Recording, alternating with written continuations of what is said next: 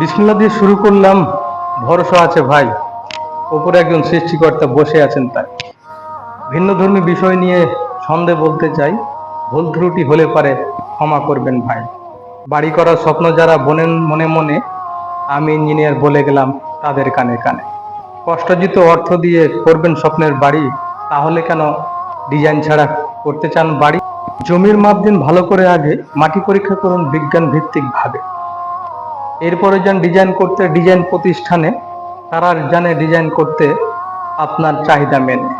কয়টা ঘর, কোন দিকে সিঁড়ি, কয়টা বাথরুম, ইঞ্জিনিয়ার জানে ডিজাইন করতে আপনার মনের মতো।